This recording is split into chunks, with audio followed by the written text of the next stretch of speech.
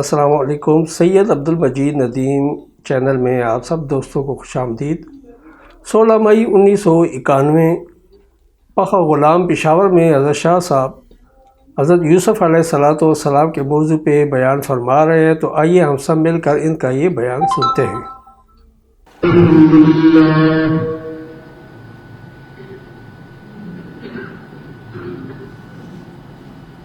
الحمد لله وحده والصلاة والسلام على من لا نبي بعده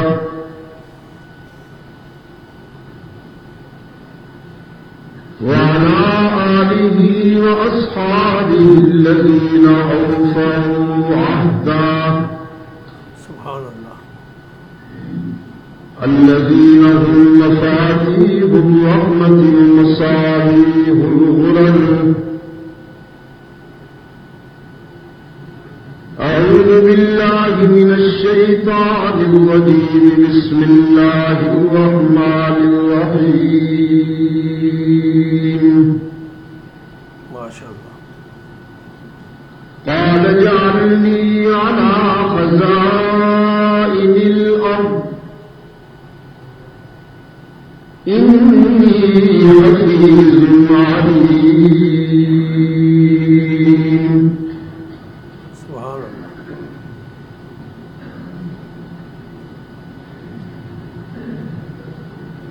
يا أيها النبي لم تحرم ما أحل الله لك تبتغي مرضات أزواجك والله غفور رحيم.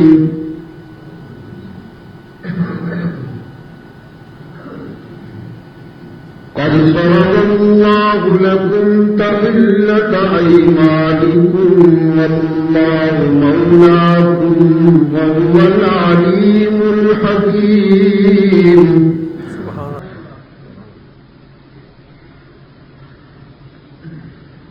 وإذ أسر النبي إلى بعض أزواجه حديثا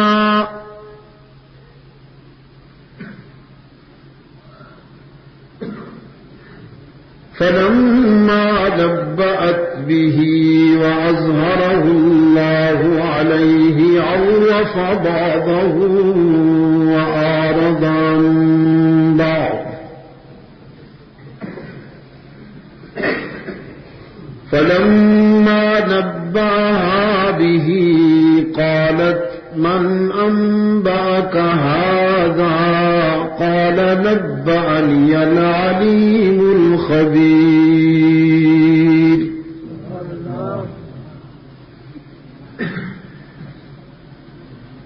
إن تتوبا إلى الله فقد صغت قلوبكما وإن تظاهرا عليه فإن الله هو مولاه وجبريل وصالح المؤمنين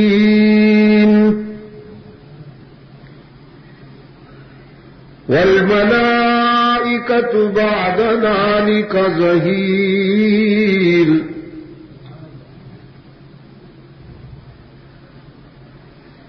عسى ربه إن طلقكن أن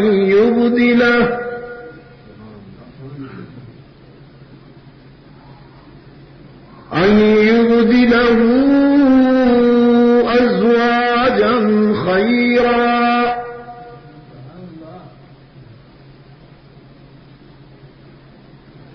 منكن مسلمات مؤمنات قانتات تائبات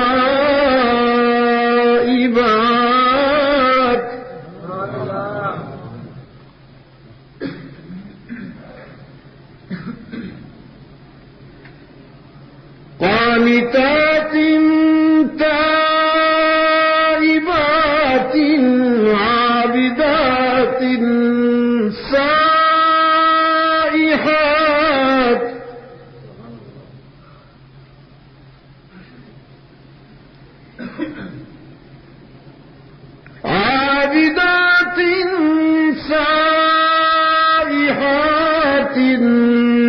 طيبات وأبكارا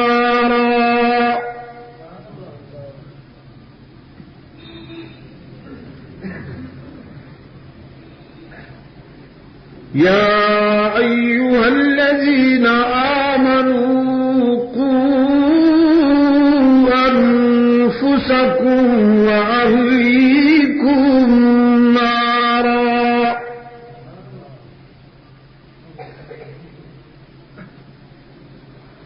وقودها الناس والحجارة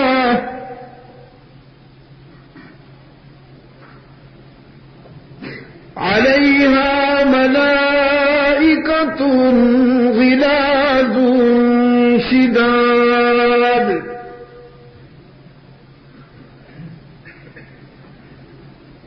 لا يعصون الله ما أمرهم ويفعلون ما يؤمرون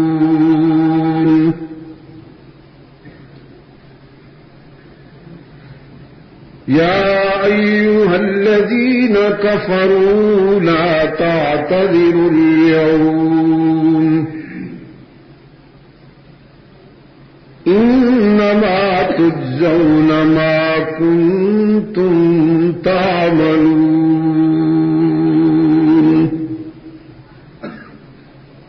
صدق الله مولانا العظيم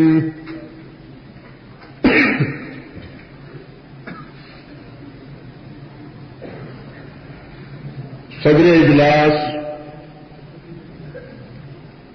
ارباب علم و دانش محترم بزرگوں اور عزیز دوستوں،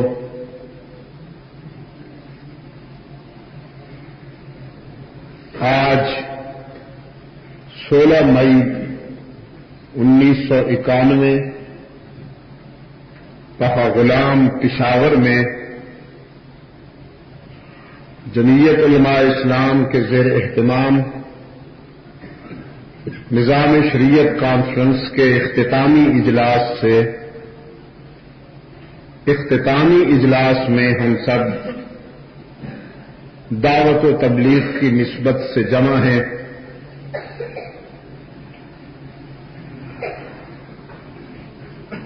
آپ حضرات سے جس طرح کہ ابھی میرے عزیز فاروقی صاحب نے کہا، میرا بہت پرانا تعلق ہے۔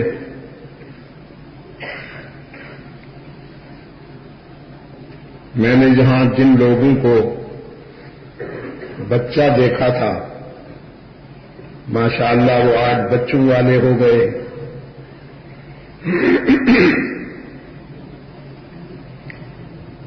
ہم مل کر بہت ساری آزمائشوں سے گزرے ہیں۔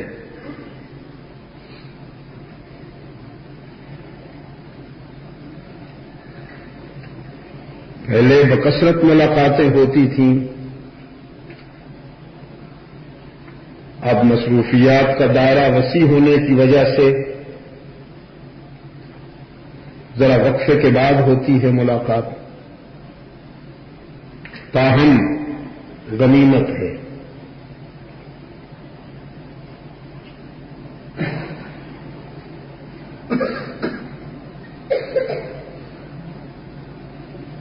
اجتماع کے موضوع کو ملحوظ رکھتے ہوئے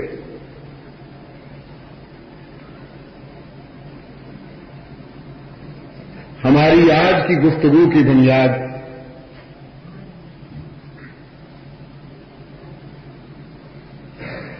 قرآن کریم کی وہ آیہ کریمہ ہے جس کا میں نے سہارا لیا، ابھی تلاوت کی سعادت حاصل کی۔ ایک خوبصورت انسان کی زبان سے نکلا ہوا یہ خوبصورت قول اللہ نے اپنی خوبصورت کتاب میں بڑی خوبصورتی کے ساتھ محفوظ کیا ہوا ہے۔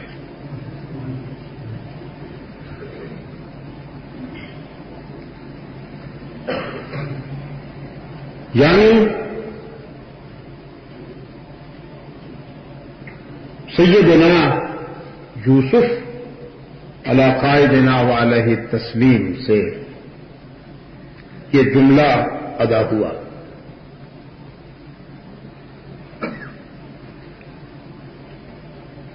حضرت یوسف کی زندگی سے متعلق جو کہانی ہے خود رب العالمین نے اسے احسن القصص کہا.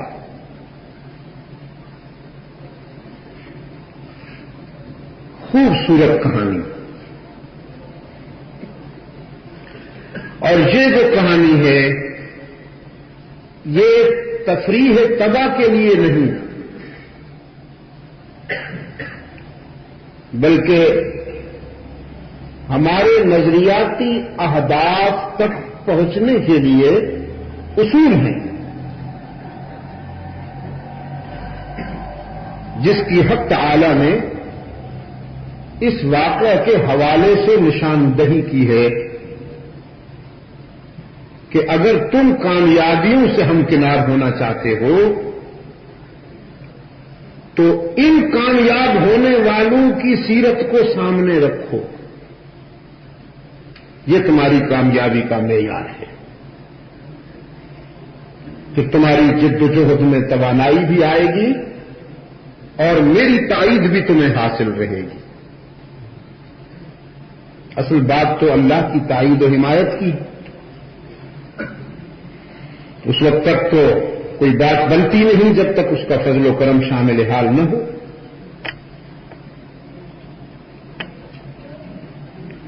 انسان اس وقت ناکام ہوتا ہے جب اسے نفس یہ دھوکہ دیتا ہے کہ تو بہت بڑی شے ہے. یہ جو کچھ ہو رہا ہے تیری دانش اور تیرے شعور کی وجہ سے ہو رہا ہے کیونکہ تو بڑا اچھا سوچنے والا ہے, تیری منصوبہ بندی بڑی اعلیٰ ہے, تیری صلاحیتیں بڑی اعلیٰ ہیں, استعداد بڑی وسیع ہے, تیری تدبیر بڑی کامل ہے.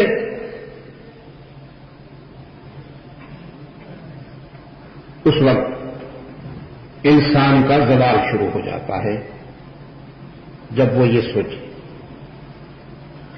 اور جب وہ یہ سوچے کہ میری تدبیر بھی ناقص ہے, میری جد و جہد بھی ناقص ہے, میری دانش اور میرا شعور بھی کامیابی کا معیار نہیں ہے, جو کمزوریاں ہیں وہ میری وجہ سے ہیں اور جو کامیابیاں ہیں وہ اللہ کے فضل و کرم سے ہیں, تو پھر یہ بلند ہوتا چلا جاتا ہے اور محفوظ رہتا ہے.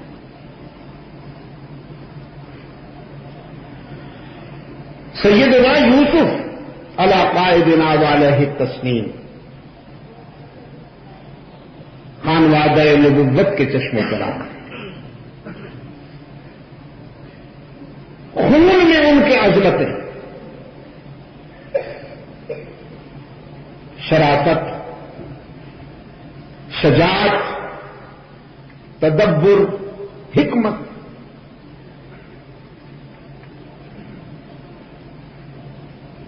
یہ سب کچھ انہیں وراثت میں ملا. پر وردہ آغوش نبوت ہیں, پر وردہ دامن رسالت میں وہ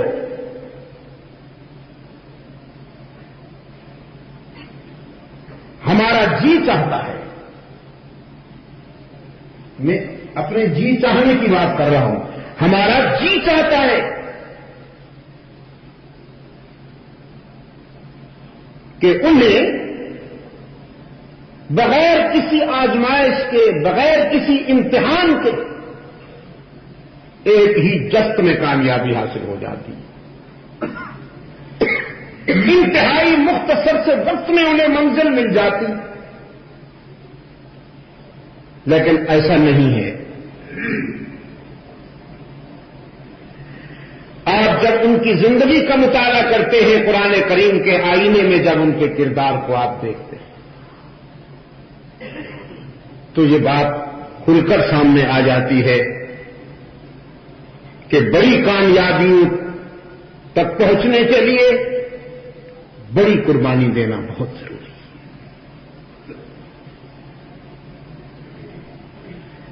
بڑی کامیابیوں تک پہنچنے کے لیے بڑی آزمائشوں سے گزرنا ضروری ہے.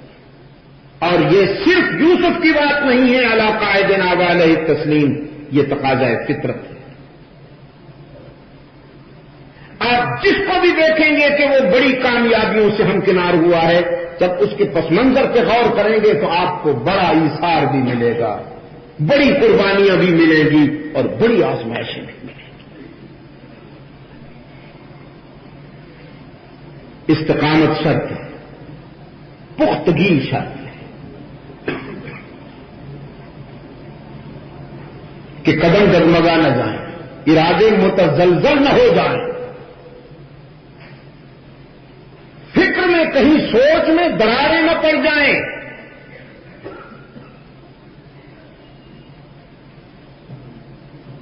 آزمائشوں کی آگ میں جا کر کچھ لوگ جل جاتے ہیں اور کچھ لوگ کندن بن کر نکھرتے ہیں.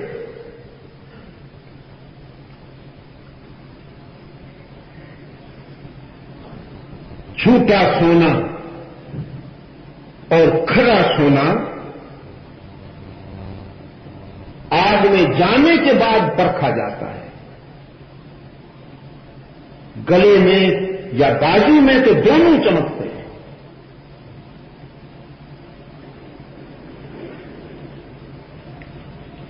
بظاہر دیکھنے سے نہیں اندازہ ہوا کرتا کہ یہ کھوٹا ہے اور یہ کھڑا ہے، لیکن جب آگ میں جائیں گے تو کھوٹا گل جائے گا، آگ میں جل جائے گا اور کھڑا نکھر کر سامنے آئے گا.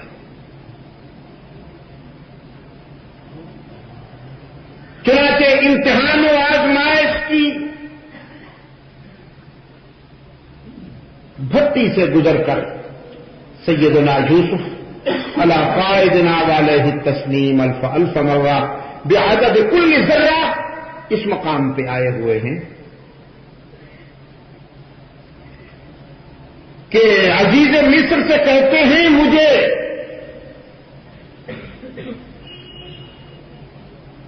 اپنی سلطنت کی معیشت سپرد کر دو،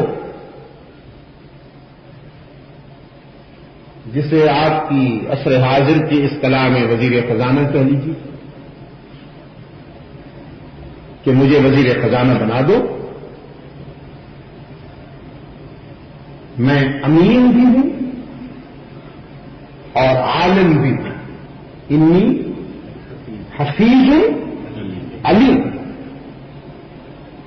بہت غور سے سنیں گے آپ میری بات کو.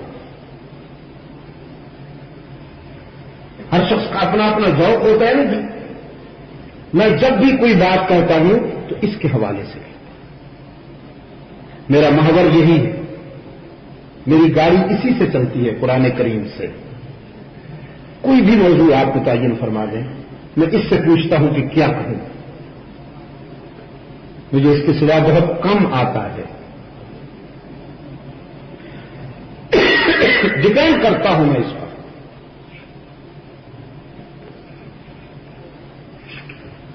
ذمہ داری لینا چاہتے ہیں،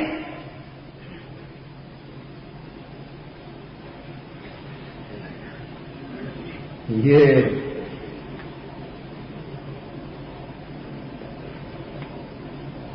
مسند اقتدار بعض لوگوں کے لیے تو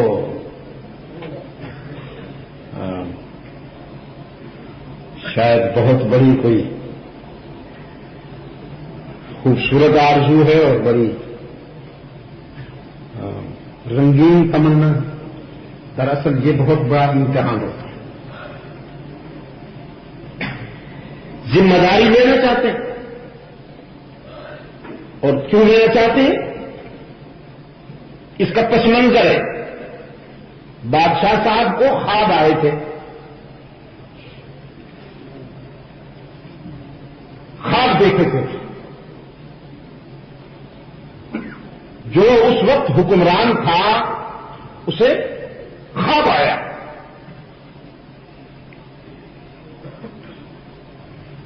اس نے وہ خواب اپنے درباریوں کے سامنے پیش کیا، پلے ہوئے درباری. یہ درباری ہوتے ہیں، یہ تو آپ جانتے ہیں، پلے ہوئے ہوتے ہیں نا.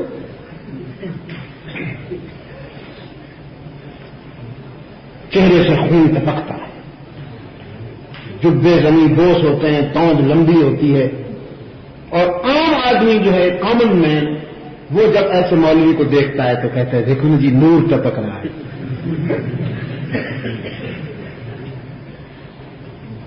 نہیں، جس نے محنت نہیں کرنی، ہر وقت ایئر کنڈیشن کاروں میں جانا ہے یا جہازوں میں جانا ہے یا 5 اسٹار 7 اسٹار ہوٹلوں میں رہنا ہے، اور جسے کوئی فکر نہیں ہے، جو اربوں کروڑوں اربوں میں کھیلتا ہے، تو اب آپ بتائیں اس کے چہرے سے بقول آپ کے نور ہی تو ٹپکے گا، اور کیا ٹپکے گا بقول آپ.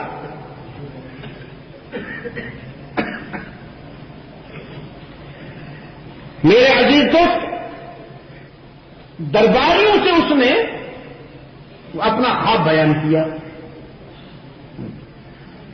یہ جو درباری ہوتے ہیں یہ پلے ہوئے ضرور ہوتے ہیں لیکن روشن ضمیر نہیں ہوتے.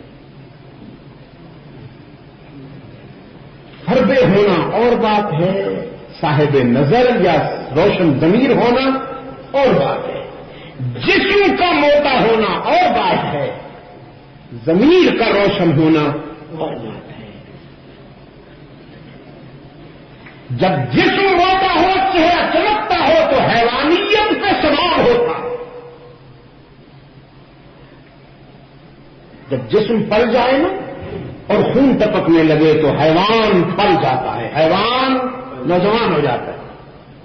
لیکن جب ضمیر میں روشنی اتر آئے، چاہے جسم سوکھا ساکھا کالا سیاہ ہی کیوں نہ ہو، اس وقت انسان پر شباب ہوتا ہے، اس وقت انسانیت پہ جوانی ہوتی ہے.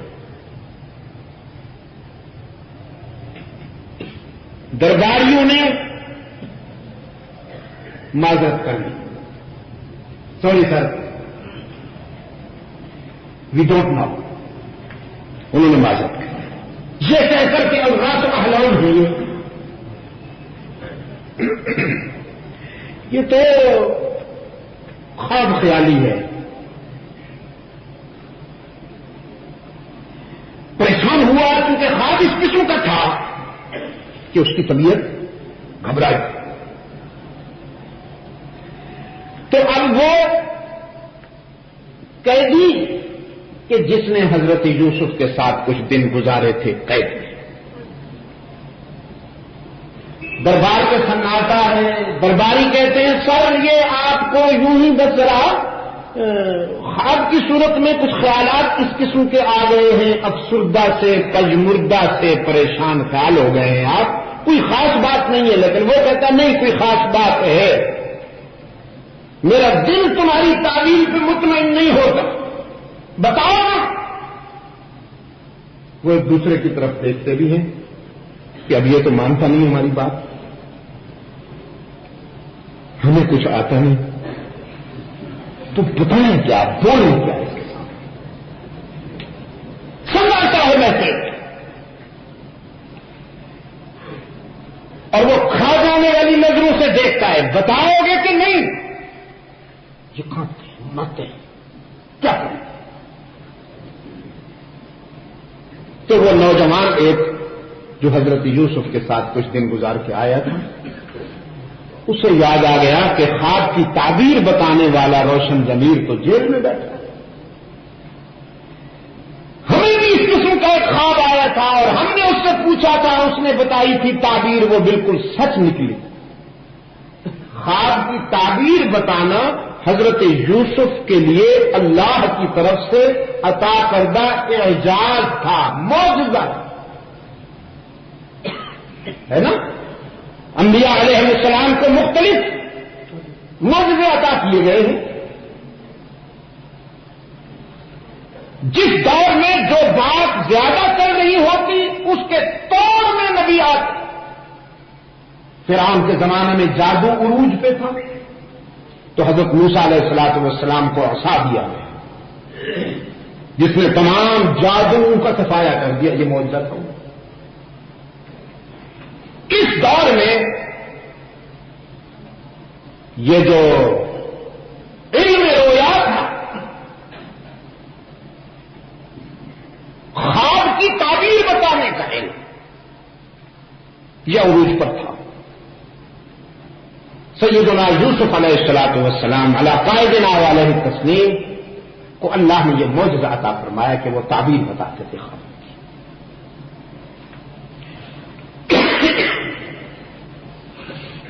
چنانچہ جناب یوسف علیہ السلام نے ان نوجوانوں کو جب خوابوں کی تعبیر بتائی، خواب کیا تھے؟ ان نوجوانوں کے خواب. ایک نے کہا میں خواب دیکھتا ہوں کہ میرے سر سے کھانا لے کے جا رہا ہوں، وہیں سے پرندے نوچ رہے ہیں. اور دوسرے نے کہا میں خواب دیکھتا ہوں کہ میں انگور نچوڑ رہا ہوں، آصر و خمرہ.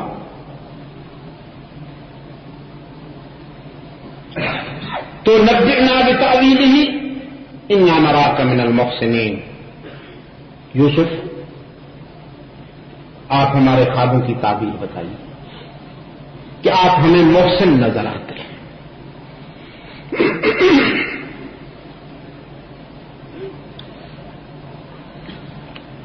فرمایا قال لا يأتيكما طعام ترزقانه إلا نبأتكما بتأويله قبل أن يأتيكما.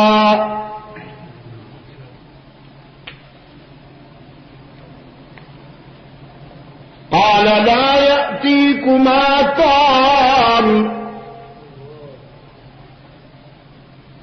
ترزقانه إلا نبأتكما بتأويله قبل أن يأتيكما. سیدنا یوسف علی قائدنا علیہ التسلیم نے فرمایا تمہارے خوابوں کی تعبیر تو بتاتا ہوں، کھانا آنے سے پہلے گھبراؤ نہیں. Don't worry. کھانا آنے سے پہلے تمہارے خوابوں کی تعبیر بتاتا ہوں.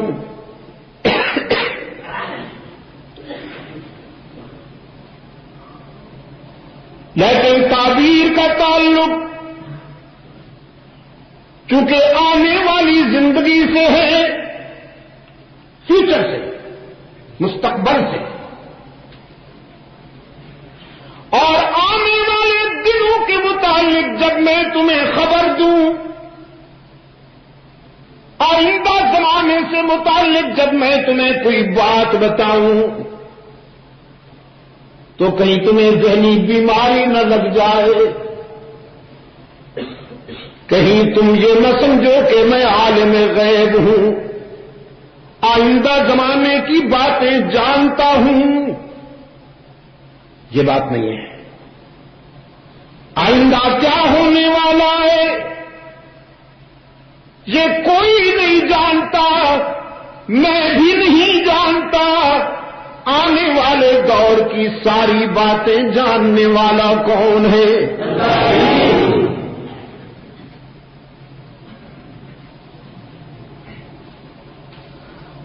آنے والے دنوں میں کیا ہوگا یہ کون جانتا ہے؟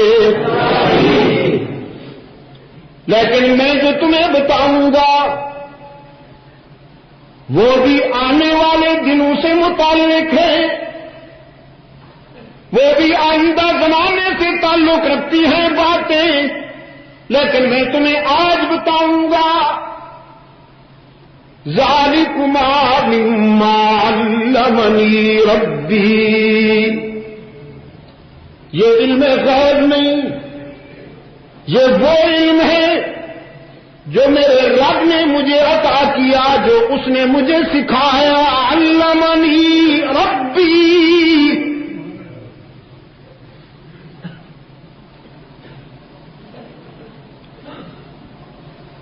کتنا محتاط ہوتا ہے پیغمبر میں کہا کرتا ہوں.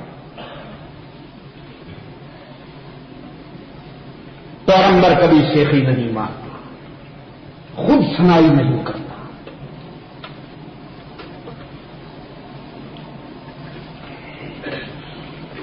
تحدیث نعمت کے طور پہ بھی پیغمبر جب کوئی بات کہتا ہے تو اس میں اپنی ذات کے لیے عاجزی, تواضع اور انکسار کا پہلو ملحوظ رکھتا ہے. بڑائی سب اسی کی طرف.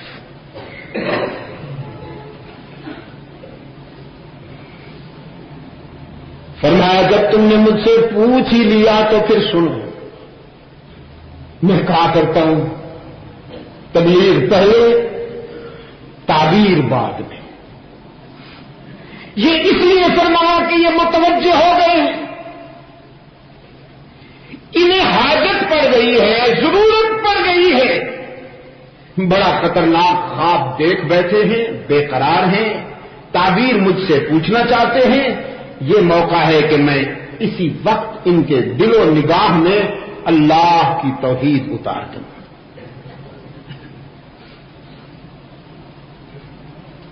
اور نبی سب سے زیادہ حریص اسی بات پہ ہوتا ہے کہ اللہ کے بندے شرک سے بچ جائیں اور توحید سے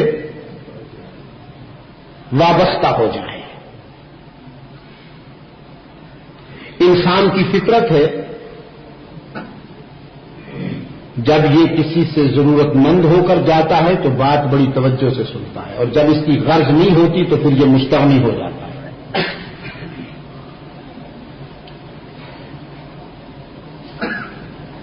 آپ کسی کے گھر جائیے اور آپ جائیں کسی کے گھر اسے کچھ دینے کے لیے, اور اس کو پتا ہو کہ یہ مجھے کچھ دینے کے لیے آیا ہے جو اس کو ضرورت ہے. پہلے تو وہ گھر سے باہر آپ کی انتظار کر رہا ہوگا, اور اگر گھر سے باہر انتظار نہیں کر رہا ہوگا تو آپ کی پہلی دستک جو ہوگی نا دروازے پر, وہ بجلی کے کرنٹ کی طرح تیزی کے ساتھ حاضر ہو جائے گا. جی جناب فرمائیے, حاضر ہوں. اور اگر اسے پتہ چل گیا کہ آپ کچھ لینے کے لیے آ رہے ہیں تو پھر دروازے کھٹکھٹاتے رہیے. وہ اپنے بچے سے کہے گا جاؤ کہہ دو ابو گھر میں نہیں ہے, اور بچہ آ کے کہہ دے گا ابو کہہ رہے ہیں وہ گھر میں نہیں ہے. انسان کی آپ انسانی نفسیات کا مطالعہ کریں.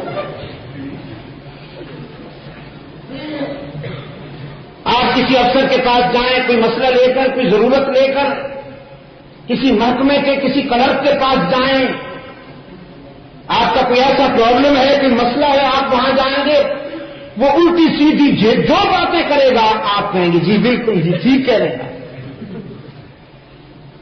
وہ آپ کی شخصیت پہ تنقید کرے, آپ کے لباس پہ تنقید کرے, کچھ بھی کہے جی بالکل صحیح کہہ رہے ہیں. وہ باتیں کہ جو آپ عام حالات میں سننا برداشت بھی نہیں کرتے, لیکن جب آپ غرض مند ہو کے جائیں گے تو وہ باتیں ٹھنڈے دل و نگاہ سے آپ سنیں گے, برداشت کریں. عربی میں کہتے ہیں صاحب الغرض مجنون. یہ غرض مند آدمی جو ہوتا ہے نا کہ یہ آدھا پاگل ہوتا ہے. یہ آدھے کو بھی میں تکلف کر رہا ہوں, ورنہ انہوں نے تو پورا پاگل کہا ہے کہ صاحب الغرض مجنون. سیدنا یوسف علیہ قائدنا والے تسلیم نے دیکھا کہ یہ غرض مند ہیں, موقع ہے کہ میں ان کے دل و نگاہ کی گہرائیوں میں اللہ کی توحید اتار دوں. فرمایا انی ترکت ملت قوم لا یؤمنون باللہ.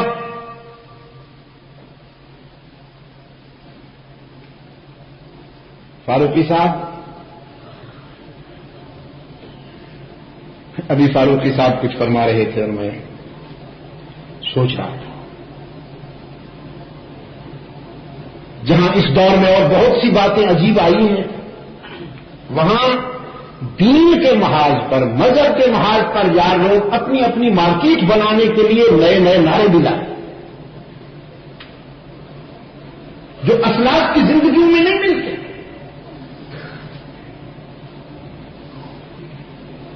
ہم ایسے دور میں جی رہے ہیں کہ ہم سے پہلے والے لوگ خوش نصیب تھے. تاہم اللہ کا کرم ہے کہ ہم نے کچھ چہرے ایسے دیکھے ہیں کہ شاید آنے والی نسلیں وہ چہرے نہیں دیکھ سکیں گی.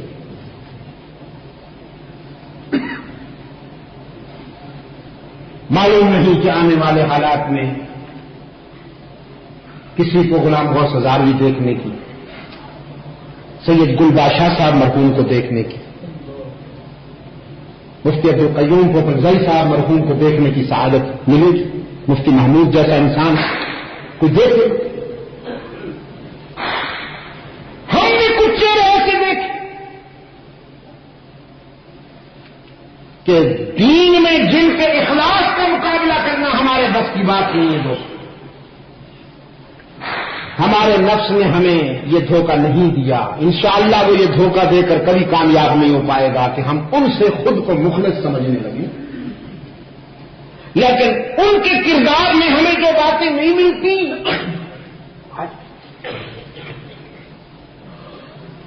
ان کی سیرتوں میں جو باتیں نہیں ہیں، انہیں آج اپنایا جائے. اور سب سے زیادہ اس کو جہاد کہا جاتا ہے کہ آپ چھیڑیں اور زخم لگائیں.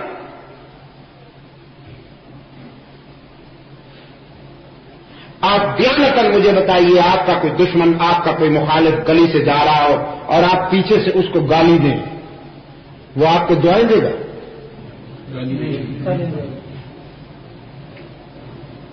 اگر کوئی آپ کا مخالف، آپ کا دشمن گلی سے جا رہا ہو، آپ خود نہیں، آپ کا بچہ بھی اگر باہر آ کر اس کو گالی دے دے یا اس کی کوئی کمزوری ظاہر کر دے، اس کو کسی بات پر تانا دے دے، تو وہ کیا کرے گا؟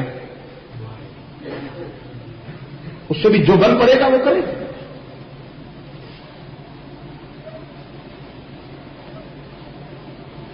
بڑا آسان ہے عزیز دوستو، بڑا آسان ہے جذبات میں کھیلنا، لیکن اسلام دل جیتنے والا دین ہے. اسلام کے ضرب کا یہ عالم ہے، اسلام کی عظمت کا یہ عالم ہے کہ رحمت عالم صلی اللہ علیہ وسلم کی نجی زندگی پر کیچڑ اچھالتے ہیں. ام المومنین سیدہ عائشہ صدیقہ رضی اللہ تعالی عنہا پر بدزبانی ہوتی ہے، بہتان تراشی ہوتی ہے، الزام لگایا جاتا ہے. اس کے باوجود نہ رسول کی زبان پہ گالی آتی ہے اور نہ رسول کے صحابہ کی زبان پہ گالی آتی ہے. نعرہ تکبیر، گالی نہیں دی جاتی. رہبرو رہنما مصطفیٰ مصطفیٰ، رہبرو رہنما مصطفیٰ مصطفیٰ. سیدنا یوسف شرک کی رد کرنا چاہتے ہیں. انہیں پتا ہے کہ یہ نوجوان جو مجھ سے خواب کی تعبیر پوچھ رہے ہیں یہ بھی بد عقیدہ ہیں، یہ بھی مشرک ہیں، لیکن یہ نہیں فرماتے ہو مشرکو سنو. یہ تو عبد المجید ندیم شاہ صاحب ہیں نا جی، بڑے مجاہد ہیں، اور ان کے جذبات جو ہیں وہ نون کی تلوار ہیں جی. یعنی میرے اپنے دوست کبھی کبھی مجھے شعلہ بیان لکھ دیتے ہیں. یا اللہ، یہ تعریف ہے بھائی. جس کے منہ سے شعلے نکلے پتہ نہیں اس کے دل میں کیا ہوگا.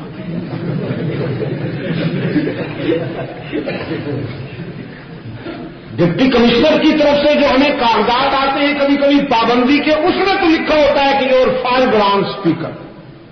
چلو، ان کے روحانی باپ، ان کے روحانی والد گرامی اس کو جملہ دے کے گئے ہیں، وہ بیچارے وہی نقل کر دیتے ہیں انگریز. یور 5 گراؤنڈ اسپیکر، کہ آپ شعلہ بیان مقرر ہیں، آپ آئیں گے تو آگ لگ جائے. لیکن اپنے بھی یہی لکھے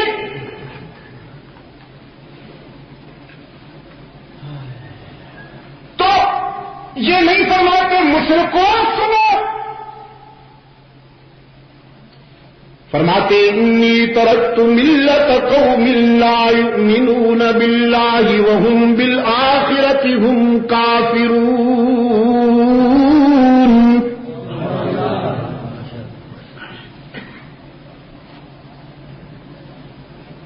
جیل سے باہر میں ایسی قوم چھوڑ کے آیا ہوں،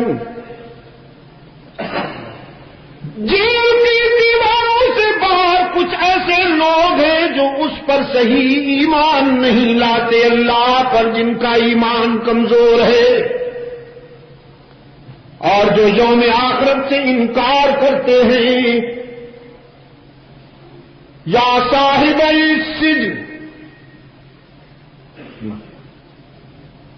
انی ترکت ملت قوم لا یؤمنون باللہ وهم بالآخرۃ هم کافرون واتبعت ملت آبائی ابراہیم واسحاق ویعقوب۔ اور جہاں تک میرا تعلق ہے تو میں اپنے باپ ابراہیم کے نقش قدم پر چلنے والا ہوں، اسحاق و یعقوب علیہ السلام کے نقش قدم پر چلنے والا ہوں۔ میں غداروں کا ساتھی نہیں ہوں، وفاداروں کا کارکن ہوں، وفاداروں کا رفیق ہوں۔ میں زیادہ وفا پر چلنے والوں کا ساتھی ہوں۔ واتبعت ملت آبائی ابراہیم واسحاق ویعقوب ما کان لنا ان نشرک باللہ من شیء۔ یہ بات کوئی مناسب ہے؟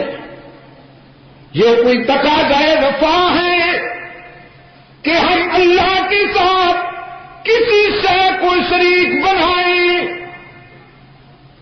یہ کوئی تقاضائے وفا تو نہیں۔ ہم اللہ کے ساتھ کسی کو شریک نہیں بناتے، ہم توحید کے پرستار ہیں۔ ذالک من فضل اللہ علینا، اور یہ بھی ہماری ذاتی خوبی نہیں، اسی کا فضل ہے۔ اگر وہ کرم نہ کرے تو ہمارا فکر بھی بھٹک سکتا ہے، ہماری سوچ بھی بھٹک سکتی ہے۔ آگے نہ وہی بات،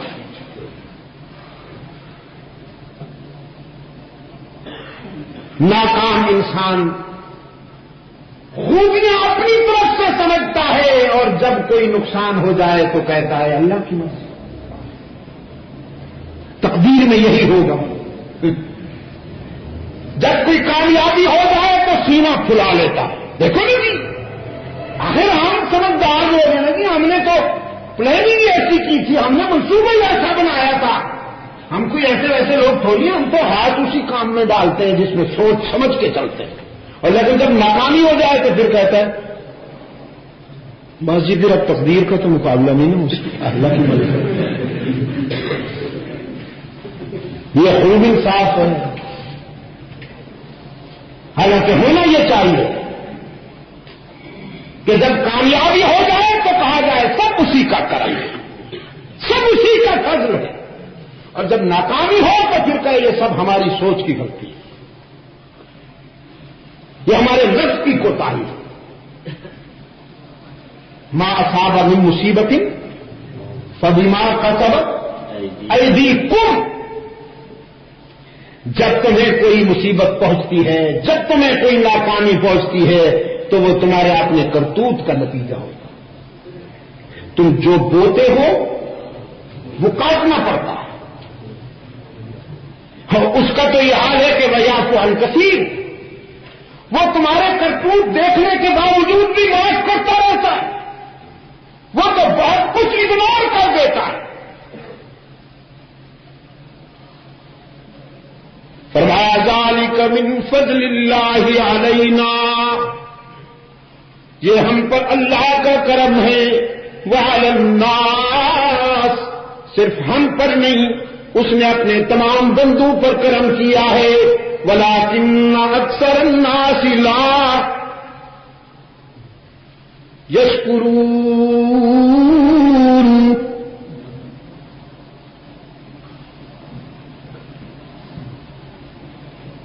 یا صاحب السجن ارباب متفرقون خیر ام اللہ الواحد القہار. اے جیل کے دوستوں، اپنے ضمیر سے پوچھ کر مجھے بتاؤ، سر جھکانے کے لیے سب کا دروازہ چاہیے یا رب کا؟ معبود کتنے ہیں، مسجود کتنے ہیں، ہر جگہ موجود کتنے ہیں، علام الغیوب کتنے ہیں، کارساز و دستگیر کتنے ہیں، حاجت روا کتنے ہیں، مشکل کشا کتنے ہیں.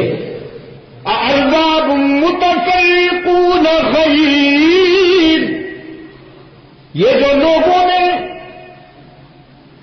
کئی بنا رکھے ہیں شمار بھی نہیں کیا جا سکتا.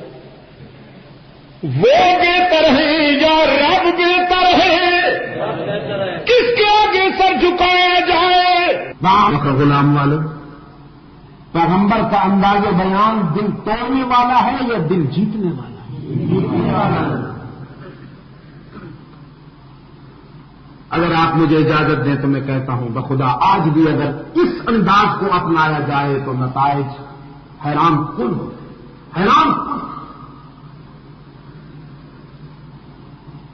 مجھے اللہ نے دنیا کے مختلف حصوں میں بھیجا. بعض ایسے جزائر میں جانے کا اتفاق ہوا میرا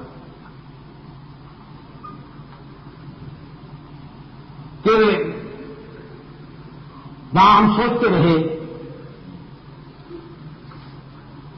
کہ حق والوں کا قافلہ یہاں کیسے پہنچا، لیکن لوگ لشکروں کے لشکر اسلام میں داخل ہو رہے ہیں.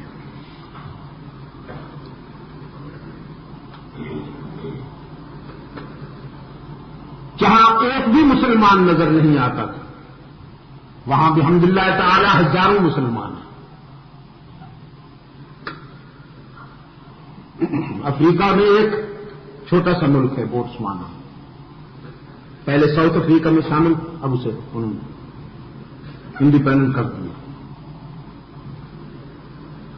وہاں پر اللہ کے فضل و کرم کے ساتھ مسلمانوں کا اپنا تشخص ہے، مسلمانوں کی اپنی منظم زندگی ہے. ایک ادارے میں جا کر مجھے یہ دیکھ کر حیرت ہوئی کہ عیسائیوں نے اپنے بچے وہاں ہمارے ادارے میں اسلامک سینٹر میں بھیجے ہوئے ہیں پڑھنے کے لیے. میں نے پوچھا اپنے دوستوں سے کہ یہ عیسائی گھرانوں کے بچے یہ قرآن پڑھ رہے ہیں، کیا مسلمان ہو رہے ہیں؟ انہوں نے کہا جی نہیں، مسلمان نہیں ہو رہے. میں نے کہا پھر یہ بچے یہاں کیسے آئے؟ ان کے والدین نے انہیں کیسے بھیجا؟ یہ غور سے سنیے گا. دوستوں نے بتایا اصل بات یہ ہے جی کہ ہمارے یہاں مکتب میں اور مدرسے میں جو بچے پڑھتے ہیں ان کے اخلاق اتنے اچھے ہو گئے، ان کا بیہیویئر اتنا اچھا ہو گیا، ایک ہی لباس میں آتے ہیں، ایک ہی لباس میں جاتے ہیں، کوئی ان میں شر نہیں، کوئی ان میں برائی نہیں. اتنی خوبصورت زندگی جب ان کی دیکھی انہوں نے تو یہ عیسائی گھرانوں کے جو لوگ ہیں وہ ہمارے پاس آئے اور کہنے لگے تم نے ان کو کون سی دوائی پلائی ہے کہ پہلے تو ان سے ابلیس پناہ مانگتا تھا یہ شیطان سے بھی سینئر تھے، لیکن اب ہم جو دیکھتے ہیں کہ یہ اتنے منظم اور اتنے اچھے ہو گئے ہیں، تم نے کون سا ان کو نسخہ دیا ہے؟ کون سی دوائی پلائی؟ انہوں نے کہا کہ ہم نے انہیں بتایا کہ کوئی دوائی نہیں پلائی ہے، ہم ان کو ایک کتاب پڑھاتے ہیں، اس کتاب کے پڑھنے کے بعد ان میں یہ تبدیلی آ گئی۔ تو انہوں نے کہا اچھی بات ہے، ہم بھی اپنے بچوں کو بھیجیں گے، ہمارے بچوں کو بھی وہ کتاب پڑھاؤ، مگر انہیں مسلمان نہ بنانا۔ یہ شرط ہے کہ تم ہمارے بچوں کو وہ کتاب تو پڑھاؤ جو ان کو پڑھا رہے ہو، لیکن انہیں مسلمان نہ بنانا۔ پرومس، ان کا پرومس، وعدہ کرتے ہیں کہ ہم انہیں مسلمان نہیں بنائیں گے، کتاب پڑھائیں گے۔ تو یہ بچے اب آ رہے ہیں، ہم نے سوچا ہمیں کیا ضرورت پڑی ہے کہ ہم ان بچوں کو کہیں مسلمان بن جاؤ، قرآن کے حوالے کر دیتے ہیں، پھر یہ جانے اور قرآن چاہیں۔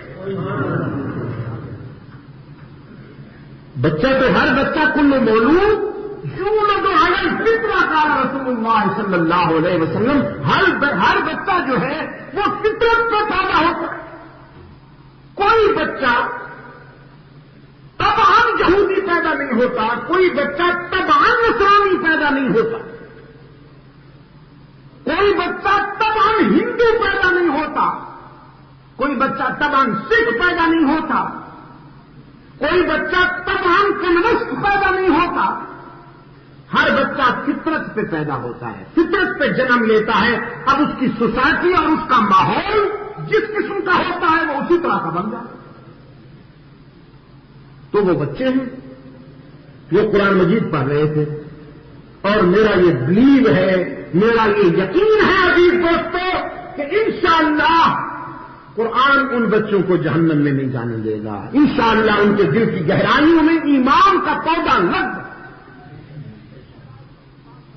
میرا ایمان ہے کہ ان کے دل کی گہرائی میں ایمان کا پودا لگ گیا اللہ کے فضل و کرم سے۔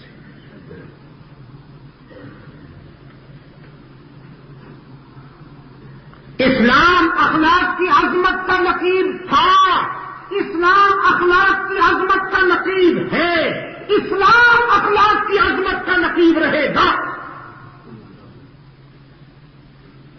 اب اگر کوئی یہ کہے کہ صاحب اس طرف سے اگر کوئی گالی دے تو پھر کیوں گالی لوں گے؟ یہ کوئی استدلال نہیں۔ اگر کوئی غلاظت کے ساتھ کھیل رہا ہے تو اس کا علاج یہ تو نہیں کہ ہم بھی اسی غلاظت سے کھیلنا شروع ہو جائیں۔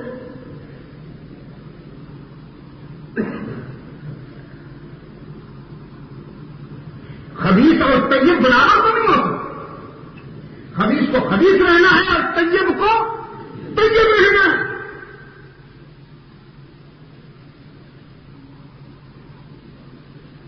جناب یوسف علیہ السلام نے فرمایا ارباب متفرقون خیر،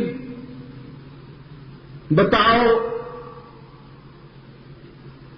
زمین کی نیاز مندیوں کے لیے کئی دروازے چاہیے یا رب العالمین کا دروازہ چاہیے؟ انسانی زمین کی عاجزیوں کے لیے مسجود کون ہے؟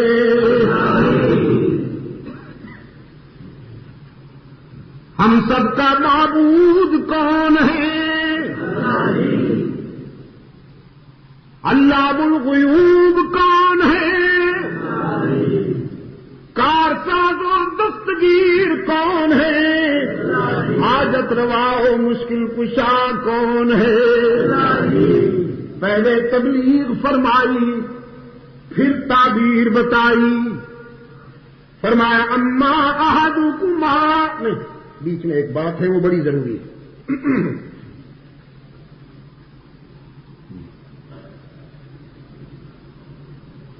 ما تعبدون من دونه إلا أسماء سميتموها أنتم وآباؤكم ما أنزل الله بها من سلطان۔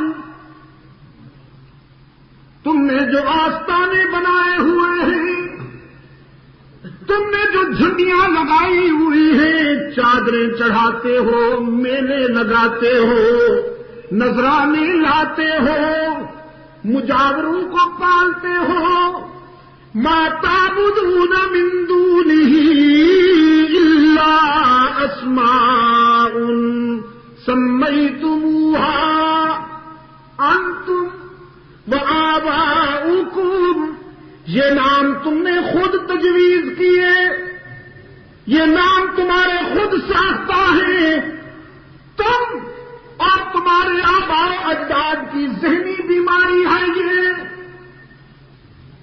جس کی کوئی دلیل نہیں تمہارے پاس،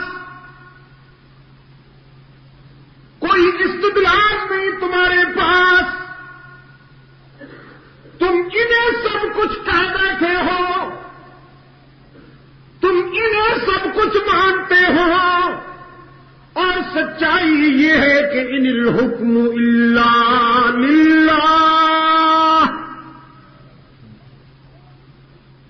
حکومت اللہ کی ہوگی، حاکم اعلیٰ کون ہے؟ یہ بھی توحید ہے، یہ بھی توحید ہے۔ شرک صرف یہ نہیں ہے کہ غیر کا سجدہ کیا جائے، شرک صرف یہ نہیں ہے کہ غیر سے مدد مانگی جائے، شرک صرف یہ نہیں ہے کہ غیر کو پکارا جائے، شرک صرف یہ نہیں ہے کہ غیر کو ہر جگہ موجود دستگیر و حاجت روا و مشکل کشا مانا جائے، بلکہ اللہ کے بجائے کسی اور کو حاکم ماننا، حاکم اعلیٰ ماننا، وہ اور فرد ہو یا کوئی اسکول آف تھاٹ ہو یا کوئی نقطۂ نظر ہو، اللہ کے سوا کسی اور کو حاکم اعلیٰ ماننا یہ بھی شرک ہے۔ بلکہ اگر آپ مجھے اجازت دیں تو یہ ان سے زیادہ وزنی شرک ہے، یہ شرک اکبر ہے کہ اس کے سائے میں برائیاں پلتی ہیں۔ Government of the people, for people, by people, یہ یہاں کے ڈھلے ڈھلائے سجے سجائے ہمارے لیڈر حضرات فرمایا کرتے ہیں، اور ماشاءاللہ اسلام کے بھی معیار کہلاتے ہیں خود۔ ابھی شاہ صاحب مجھ سے پہلے نظم پڑھ رہے تھے تو فرما رہے تھے کہ درے لگاؤ گے تو ہم راضی، اسلام لاؤ گے تو اب میرے اس بھولے بادشاہ کو کون سمجھائے کہ یہ درے لگائیں گے جو خود قابل درہ ہے؟ کس سے کہہ رہے ہیں آپ؟ لنار لو نفخت بها آزاد ولكن انت تلفخ في رمادی، رات کے کبھی شعلے نہیں بھڑکتے، کچھ چنگاری ہوگی تو بات بنے گی، یہ شرابیوں کو درے لگائیں گے۔ ابھی میرا ایک عزیز راولپنڈی سے آ رہے ہیں، وہ ابھی میرے ساتھ بیٹھا رونا رو رہا تھا، کہنے لگا جی کہیں اور کیا کرپشن ہوگی، کرپشن کا مرکز تو اسلام آباد ہے، نام دیکھیے اسلام آباد، اور ماشاءاللہ ہمارے وزرائے کرام چھوٹے سے بڑے تک آپ دیکھیں دین کے چلتے پھرتے نمونے ماشاءاللہ، دیکھو مجھے، اور ہمارے جو ہمارے وزیر اعظم صاحب ہیں وہ تو دین کے خادم بلکہ اقدم، کیسا دیکھو جی بل آئے ہیں اور اس بل کو ترامیم کے تیروں کے آگے کھڑا کر دیا. 350 ترمیموں کے تیر تیار ہیں اس پر چلنے کے. 350 ترمیمیں. میں نے کہا اس کو شریعت بل کہنے کے بجائے اب اسے ترمیم بل کہنا چاہیے.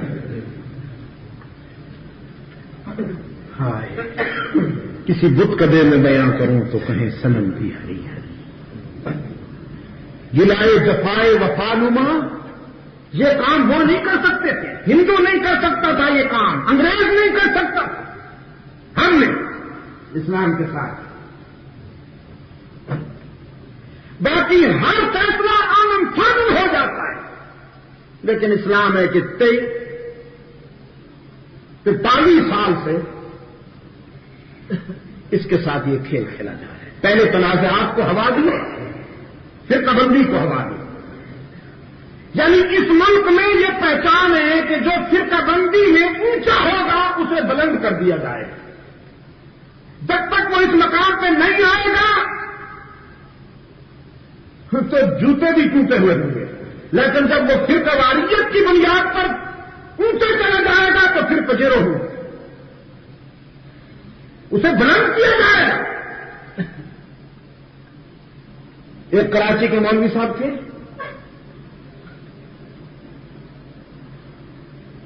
اللہ کے پاس پہنچ گئے. کوئی خوبی نہیں تھی سوائے اس کے کہ وہ علماء دیوبند کو گالی دیتے تھے.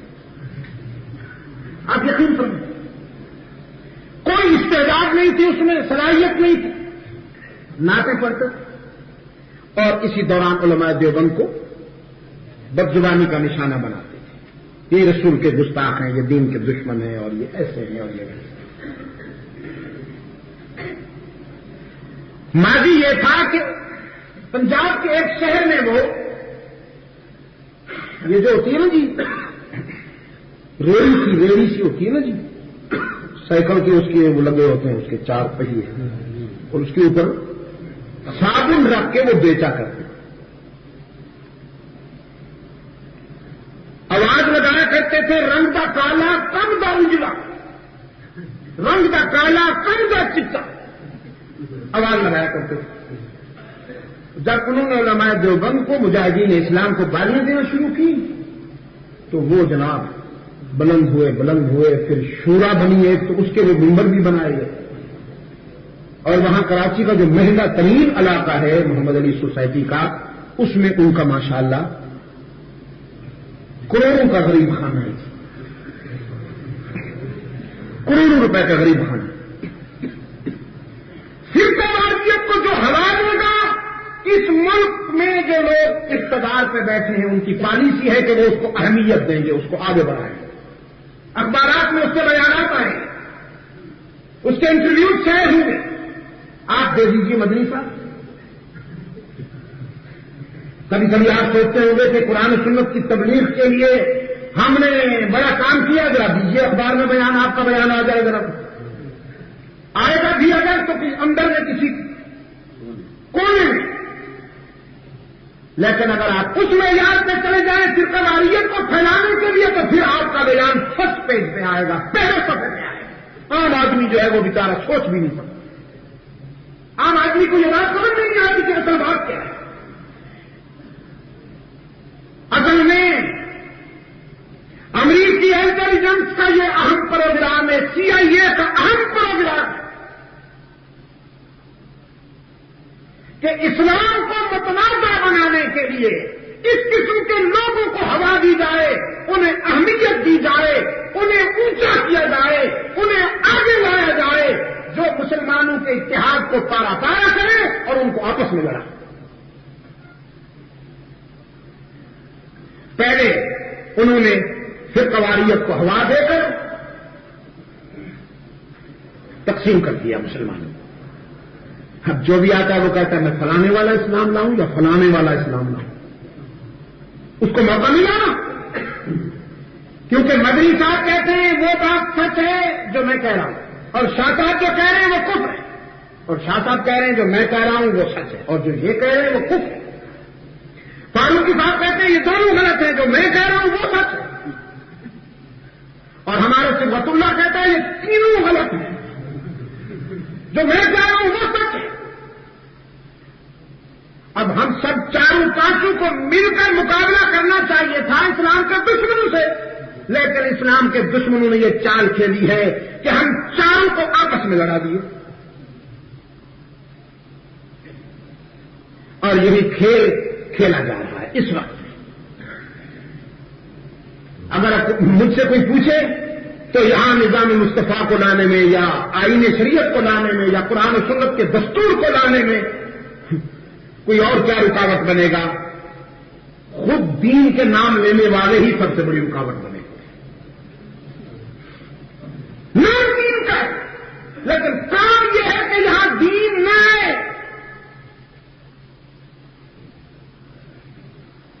میرے عزیز دوست، سب سے بڑا شرک یہ ہے کہ قوت حاکمہ اللہ کے بجائے بندوں کو مانا جائے۔ جناب یوسف علیہ الصلوۃ والسلام نے فرمایا ان الحکم الا للہ، حکم اسی کا چلے گا، اس کے سوا کوئی حاکم اعلی نہیں۔ فرمایا امر اللہ تعبدوا الا ایاہ،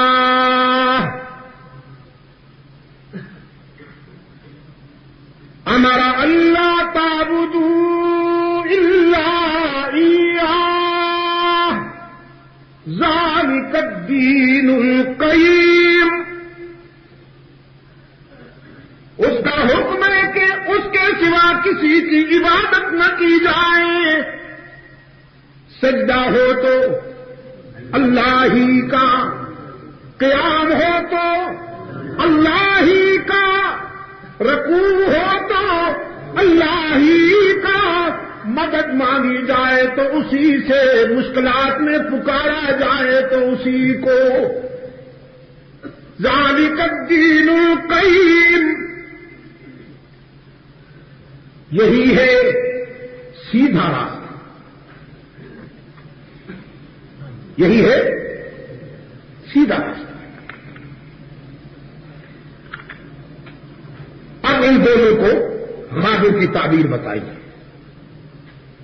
ایک سے کہا جس کے سر سے روٹیاں پرندے نوچ رہے تھے کہ آپ تو تختہ دار پہ لٹکا دیے جائیں گے، معاف کیجیے گا۔ تعبیر یہی ہے، میں کیسے آپ کو نہ بتاؤں، خامخواہ خوش کروں؟ آپ کو تختہ دار پہ لٹکایا جائے گا، آپ کو سزائے موت ہو جائے گی، اور دوسروں سے کہا تمہیں بری کر دیا جائے گا۔ لیکن اگر ہو سکے تو جب تم بری ہو کر اپنے بادشاہ کے پاس جاؤ تو میری یاد دلا دینا کہ ایک بے گناہ جیل میں بیٹھا ہوا ہے،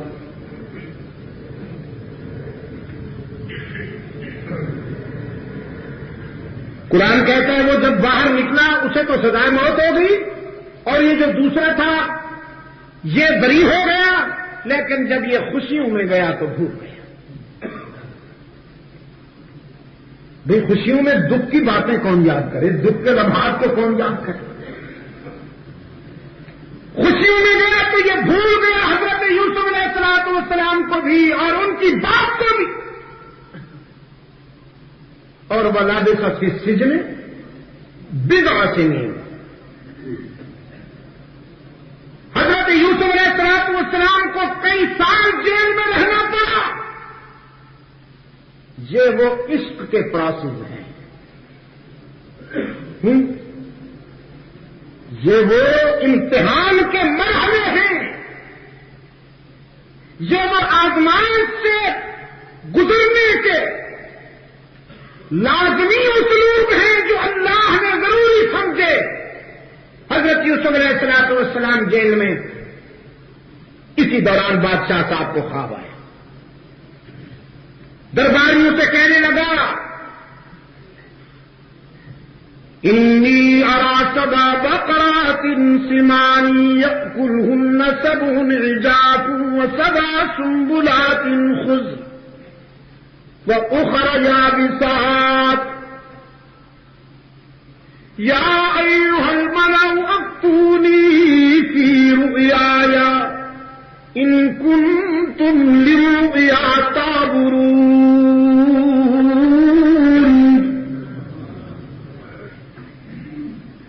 کہنے لگا میں نے دیکھا ہے 7 سوکھی گائیں. جی کیا دیکھا جی؟ موٹی گاؤں کو کھا رہی ہے.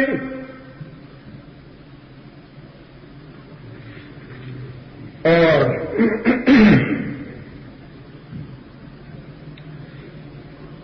7 میں نے ہری بادیاں دیکھی ہیں اور 7 میں نے سوکھی ہوئی بالیاں دیکھی ہیں. یہ بالیاں وہ جو سکہ سارے سکے دیکھے نہیں. جی وگی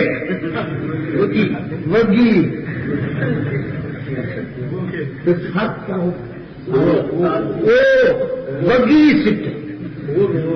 اچھا بر وہی قرت کے ساتھ مجھے پشتو نہیں آتی. ابھی تو ویسے نہیں آتی آپ قرت.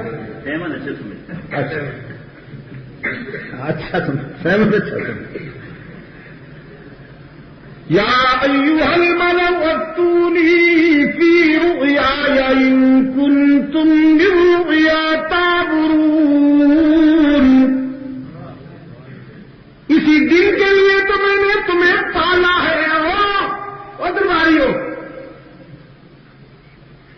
بتاؤ اس کی خواب کس خواب کی تعبیر کیا ہو سکتی ہے؟ درباریوں نے ایک دوسرے کی طرف دیکھا اور ایک دوسرے کی توند کی طرف دیکھا. مال تو کھایا ہے, اب بتاؤ نا تعبیر.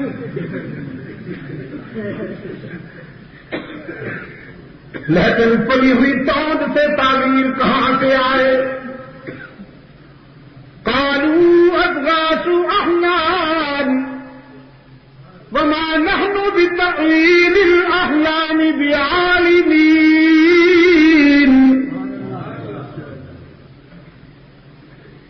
کہ بادشاہ جی یہ تو خواب خیالی ہے, یہ تو پریشان خیالی ہے. ہم کوئی اس لیے تو نہیں بیٹھے, آخر ہم اتنے بڑے عالم ہیں, اتنے بڑے مفتی کہلاتے ہیں, اتنی بڑی طاقت اور اتنا بڑا جبہ ہے ہمارا. ہم خواب خیالیوں کے لیے تو نہیں بیٹھے کہ ہم ایسی تعبیریں بتائیں. لیکن بادشاہ نے کہا نہیں, تم میں صلاحیت نہیں ہے تعبیر بتانے کی, بات کوئی ضرور ہے. اس نوجوان کو یاد آیا کہ روشن ضمیر تو جیل میں بیٹھا ہے, جس کا جبہ بھی لمبا نہیں, جس کی تان بھی سائز میں اسپیشل نہیں. روشن ضمیر تو جیل میں بیٹھا ہے. اس نے کہا تو ارسلون, مجھے جیل میں بھیجو, میں اس خواب کی تعبیر کے لیے کوئی راستہ نکالتا ہوں. وہ جیل میں گیا اور حضرت یوسف علیہ السلام کے سامنے جا کھڑا ہوا کئی سالوں کے بعد. اور وہی نوجوان ہے جسے یوسف نے فرمایا تھا باہر جا کر مجھے یاد رکھنا, اور یہ یاد نہ رکھ سکا. اب جا کے کہتا ہے ایھا الصدیق یوسف ایھا الصدیق افتنا فی سبع بقرات سمان یأکلہن سبع عجاف. پیارے دوست, یا ذرا خواب کی تعبیر تو بتائیے. آپ بڑی اچھی تعبیریں بتایا کرتے ہیں, ہمارے بھی خواب کی تعبیر بتائی تھی. یہ موٹی گائیں چھوٹی گاؤں کو کھا رہی ہیں. سیدنا یوسف نے یہ نہیں فرمایا کہ جاؤ بے وفا, کل تو مجھے بھول گیا تھا, آج میں تمہیں کیوں تعبیر بتاؤں؟ اور جب جہاں پیش آتا تھا، جب جیل سے باہر گیا تو تجھے میری یاد ہی نہ رہی کوئی بات؟ آج کس منہ سے آ گیا مجھ سے تعبیر پوچھنے کے لیے؟ جاؤ ہوا کھاؤ اور اپنا کام کرو۔ لیکن یہ ظرف پیغمبر کا نہیں ہوا کرتا، پیغمبر انتقام نہیں لیا کرتے، تعبیر نہیں دیا کرتے۔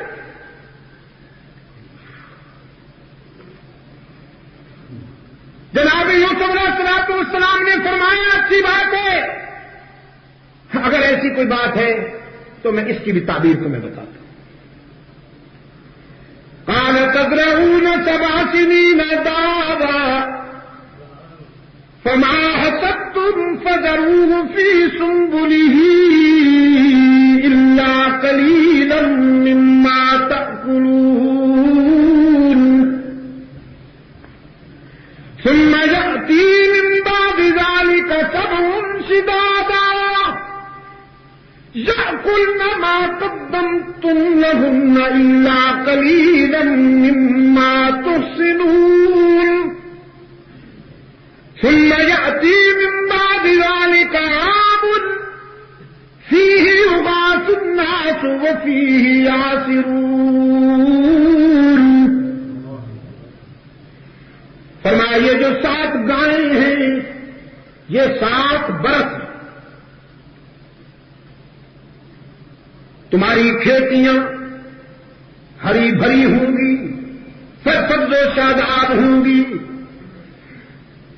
خوب تمہیں غلہ میسر آئے گا، لیکن 7 برس کی کھیتیوں سے جو غلہ میسر آئے گا اس کے بعد 7 سال سخت قحط سالی کے ہوں گے، خشک سالی کے ہوں گے، کچھ پیدا نہیں ہوگا، تو جو پہلے 7 سالوں میں تمہیں غلہ ملے گا وہ سب کے سب غلے کو اگلے 7 سال کھا جائیں گے۔ تو موٹی گاؤں کو چھوٹی گاؤں، اس نے کہا کہ یہ تو پھر تعبیر ہوئی، اس کا علاج؟ فرمایا علاج یہ ہے کہ پہلے 7 سالوں میں جو تمہیں غلہ ملے تو دانے سٹوں سے نہ نکالنا، سٹوں کے ساتھ اسے محفوظ کر لینا تاکہ دیمک نہ کھا جائے اسے۔ اس کو جب محفوظ رکھو گے تو اگلے 7 سالوں میں تمہارے وہ غلہ کام آئے گا۔ جاؤ۔ یہ اچھلتا کودتا ہوا بادشاہ کے پاس آئے، تعبیر بتائی، بادشاہ نے کہا ایسے رسد ضمیر کو تو ذرا میرے پاس لاؤ، یہ جیل میں کیوں بیٹھا ہے جو ایسی باتیں جانتا ہے، وہ جیل کے قابل تو نہیں، اسے میرے پاس لاؤ۔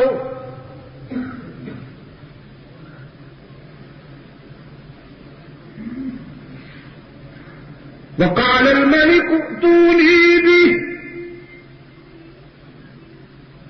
وقال الملك ائتوني به، اسے لاؤ میرے پاس۔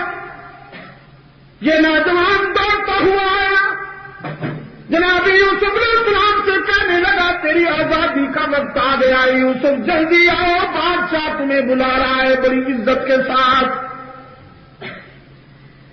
پیغمبر کی عظمت پہ قربان جاؤں، پیغمبر کے ظرف پہ قربان جاؤں، سال ہر سال جیل میں گزرنے کے باوجود معافی مانگنا تو بہت بڑی بات، آزادی کا وقت آیا تو بھی بے قرار نہیں ہوئے کہ جلدی سے آزاد ہو جاؤں۔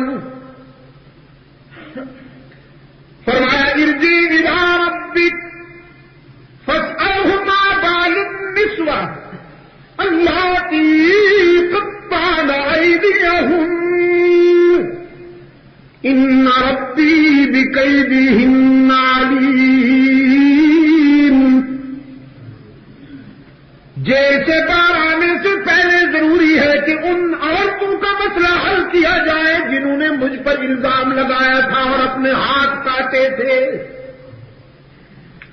پہلے وہ مسئلہ حل ہونا چاہیے، میں پھر جیل سے باہر آؤں گا۔ کہیں ایسا نہ ہو کہ میں جیل سے باہر آؤں اور لوگ یہ سوچیں اندر کوئی بات تھی نہ، کہ جیل سے باہر آنے کے لیے معاملہ دبا دیا گیا. میری ذات کی بات ہوتی تو کوئی بات نہیں، لیکن جس منصب پہ میں بیٹھا ہوں اس منصب کی آبرو کے تحفظ کا سوال ہے، میری بدنامی کی بات تو نہیں، منصب رسالت کی نیک نامی کی بات ہے. پہلے اس الزام کے معاملے میں بات واضح ہونی چاہیے. میں مختصراً عرض کرتا ہوں، ان عورتوں کو بلایا گیا اور ان سے پوچھا گیا. عزیز مصر نے اپنی بیگم سے بھی پوچھا تم نے جو حضرت یوسف پر الزام لگایا تھا اس کی کیا حقیقت ہے؟ ان سب نے قسمیں کھا کھا کے کہا حاشا للہ ما علمنا علیہ من سوء. اللہ کی قسم ہے کہ یوسف کا کوئی قصور نہیں ہے، یوسف کے کردار میں کوئی نقص نہیں ہے، وہ بے عیب ہے، وہ بے داغ ہے. وہ جو کچھ بھی ہوا تھا ہماری غلطی سے ہوا تھا، ہم نے غلط بیانی سے کام لیا تھا، ہم نے اس معصوم کو بدنام کرنے کے لیے مہم چلائی تھی. یوسف بے قصور ہے. قرآن کہتا ہے الآن حقق الحق، الآن حقق الحق. اب بات واضح ہو گئی، مسئلہ کھل کر سامنے آ گیا اور عزیز مصر کی بیگم نے بھی تسلیم کر لیا کہ انا راودتہ عن نفسی، میں نے بدنیتی کی بنیاد پر اسے پھنسانا چاہا تھا لیکن وہ معصوم ثابت ہوا. وَإِنَّهُ لَمِنَ الصَّادِقِينَ.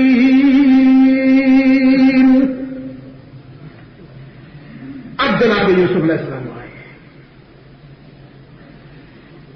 بادشاہ کی عدالت میں آئے تو پورا دربار حضرت یوسف علیہ السلام کے احترام اور تکریم کا نشان بن گیا. ہر شخص قربانت شمم کہتا ہے. اور جناب یوسف علیہ السلام نے بڑے اختصار مگر فصاحت و بلاغت کے ساتھ پھر بادشاہ کے خواب کی تعبیر بتائی کہ اصل بات یہ ہے کہ آنے والے سالوں میں تمہیں اس آزمائش سے گزرنا ہے اور دیانت کا تقاضا ہے کہ میں خلق خدا کی خدمت کے لیے یہ ذمہ داری خود قبول کر لوں. لہذا مجھے وزیر خزانہ بنا لوں، ملک کی معیشت میرے حوالے کر دو کہ میں امین بھی ہوں، امین بھی، امانت بھی میرے پاس ہے اور علم بھی میرے پاس ہے. جس کے معنی یہ ہے کہ اقتدار کے منصب پر آ کر وہی لوگ کامیاب ہو سکتے ہیں کہ جو امین بھی ہوں اور عالم بھی ہوں.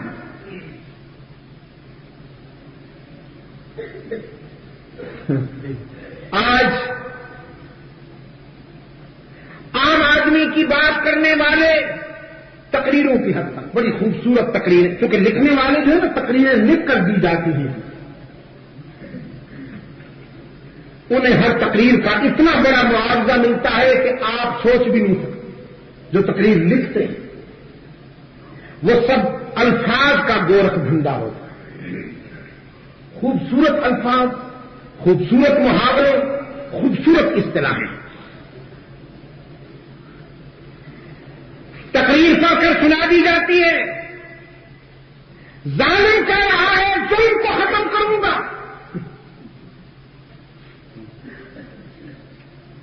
خود پینے والا کہہ رہا ہے پینے والوں کو برے لگاؤں گا.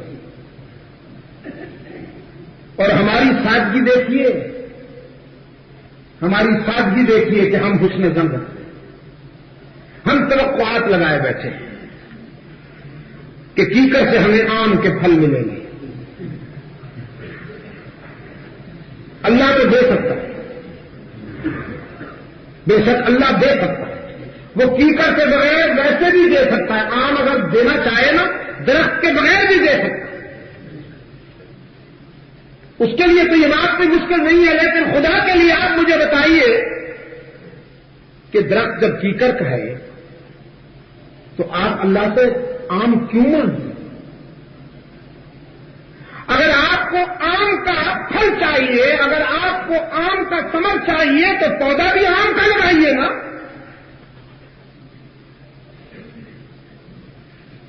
اب میری گفتگو کا ہدف آ گیا جس کے لیے میں نے محنت کی۔ اگر آپ اس ملک میں اسلام چاہتے ہیں، اگر آپ اس ملک میں قرآن و سنت کا دستور چاہتے ہیں، اگر آپ اس ملک میں دور خلافت راستہ سے نسبت رکھنے والا عادلانہ طرز زندگی چاہتے ہیں تو پھر آپ ان لوگوں کو لائیے جن کے پاس امانت بھی ہو اور علم بھی۔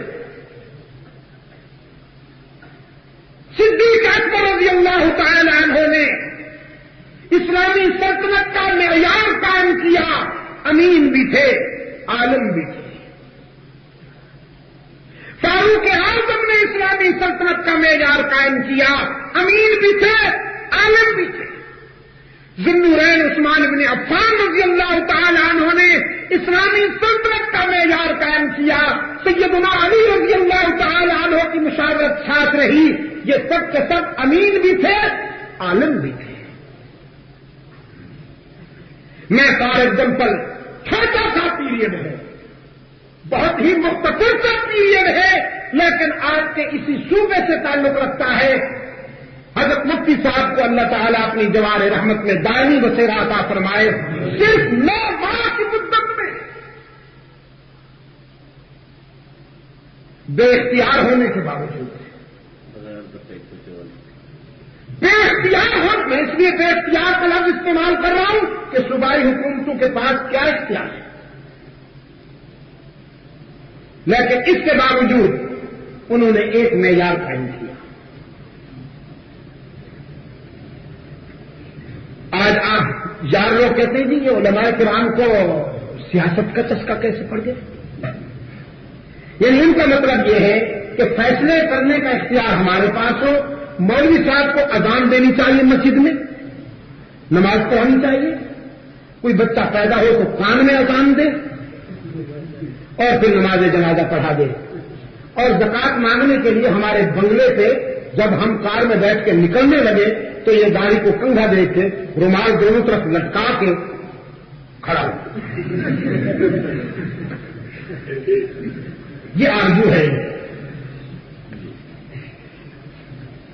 اور انہوں نے اس قسم کے مولوی پال رکھے ہیں الفاظ ہیں میرے کہ جو یہ کہتے ہیں صاحب دین تو اس کا نام ہے،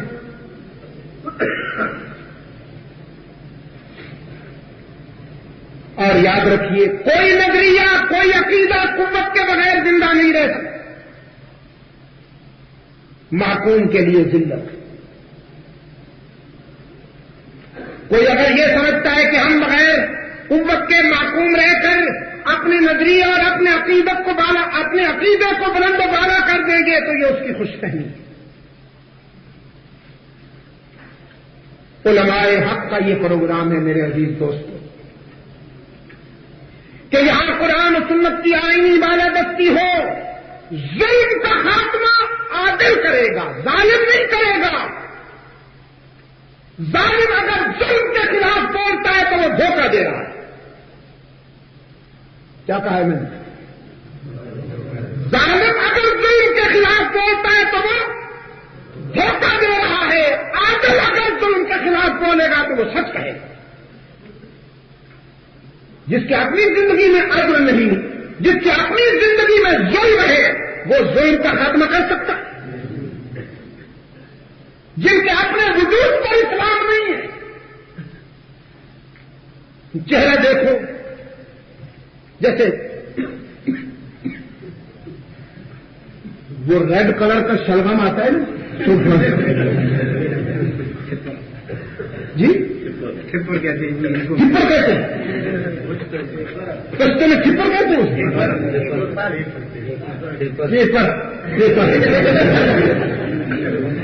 چہرہ دیکھو مسافر لگتا ہے۔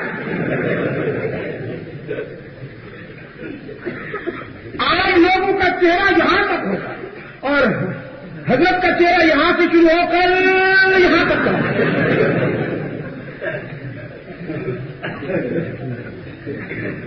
اور وہ کہتے ہیں اسلام لاؤ. اور مولوی بھی اس نے ساتھ ملا رکھے ہیں. گرداری بھی اس نے ساتھ ملا رکھے ہیں. وہ بھی کہتے ہیں کہ یہ اصل میں یہی لائے گا اسلام. حکمران کو بھی لائے. صرف سود نہیں ہے, بہت کچھ ہے.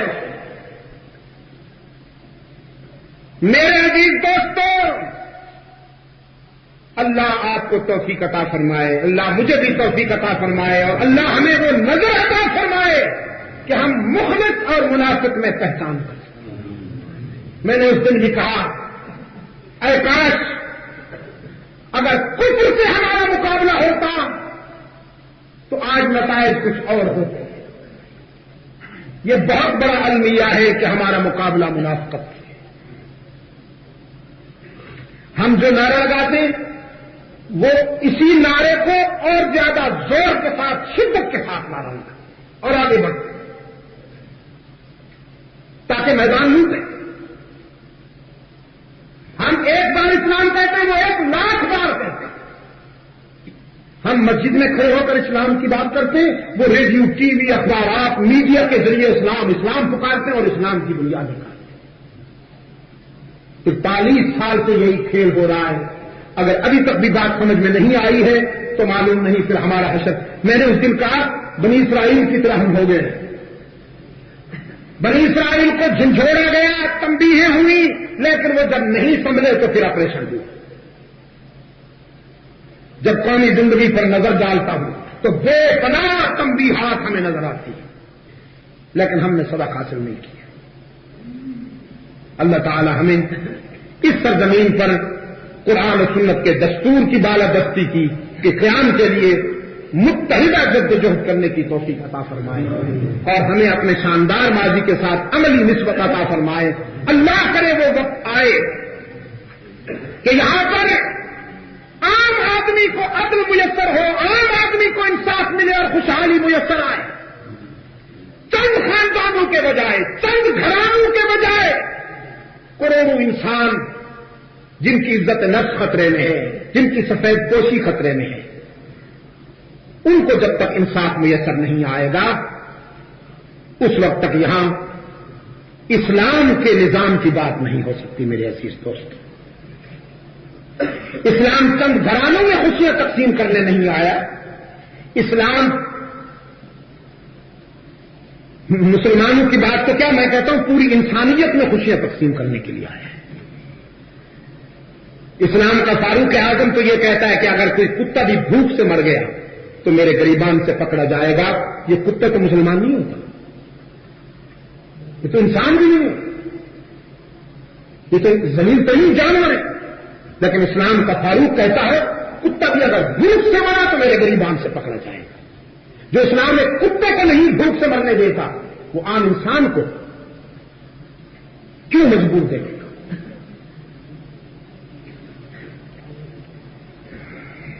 میں جب یورپ جاتا ہوں,